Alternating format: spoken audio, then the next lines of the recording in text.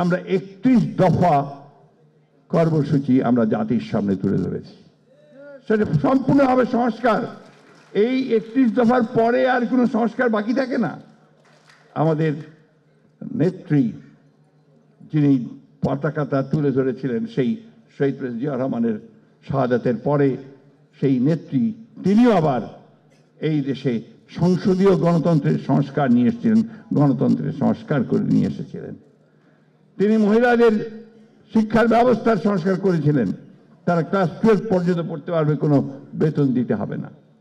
এমনকি মেয়েদেরকে যেন প্রাইমারি স্কুলে পাঠানো হয় সেই জন্য তাদের জন্যে আলাদা ভাতার ব্যবস্থা করেছিলেন। আপনাদের অনেকের মনে থাকার কথা, আমি জানি না মনে আছে কিনা,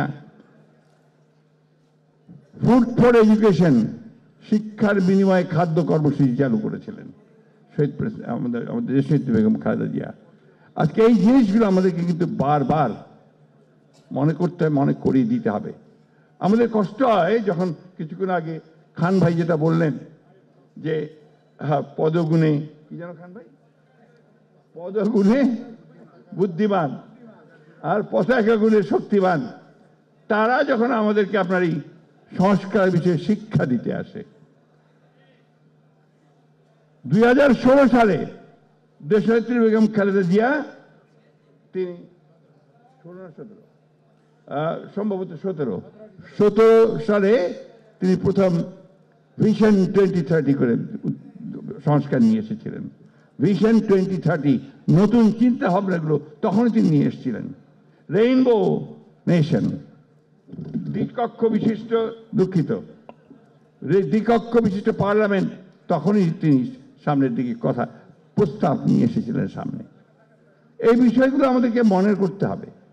আর আবারও আমাদের নেতা আজকে যিনি আমাদের এখানে বসে আছেন সামনে, তার নেতৃত্বে, তার নির্দেশে আমরা 31 দফা কর্মসূচি আমরা জাতির সামনে তুলে ধরেছি।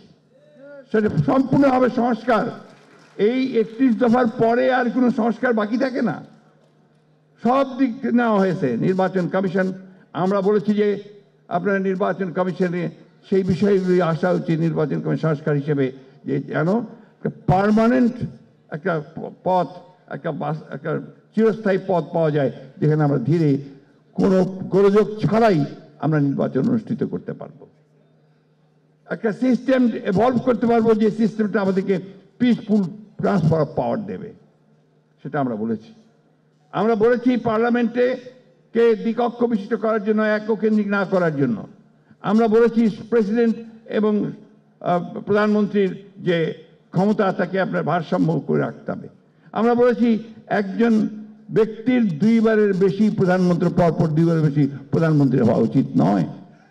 জুডিশিয়াল কমিশন করার কথা বলেছি, আমরা প্রশাসনের কমিশন করার কথা বলেছি, অর্থাৎ সর্বক্ষেত্রে কমিশন করার কথা 31 দফার মধ্যে আমরা ইতিমধ্যেই দিয়েছি।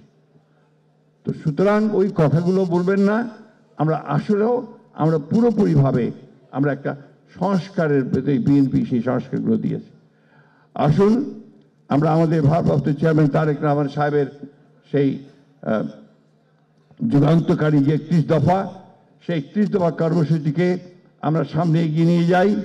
এবং আমি আবার বলতে চাই যে কথাটা বারবার আমরা বলছি যে সবচেয়ে বেশি যে প্রয়োজন এই চ্যালেঞ্জগুলো মোকাবেলা করার, সেটা হচ্ছে যে আমাদেরকে অবশ্যই অতি দ্রুত একটি গ্রহণযোগ্য নির্বাচনের মধ্য দিয়ে এই সংস্কারের পথকে আমাদের সুগম করতে হবে, এবং সেটাই হবে একমাত্র যোগ্য কাজ, সেটাই হবে এই মুহূর্তের সবচেয়ে বড় প্রয়োজনীয় দাবি। আসুন আজকে আমরা বিএনপির যারা নেতা কর্মী সমর্থক রয়েছি, আমরা সবাই একসাথে একযোগে সেই লক্ষ্যে আমরা এগিয়ে যাই।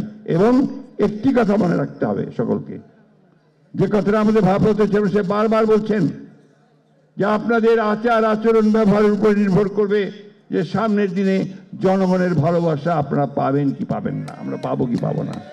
সেই দিকেই সেইভাবে চিন্তা করে আমরা যেন এগিয়ে যাই। এবং আমরা আবারও বলছি যে আমরা যেটা চাই, প্রত্যেকটি বাংলাদেশি এই মুহূর্তে যেটা চায় সেটা হচ্ছে জনাব তারেক রহমানের নেতৃত্ব চায়, তার দেশে ফিরে আসাকেই চায়।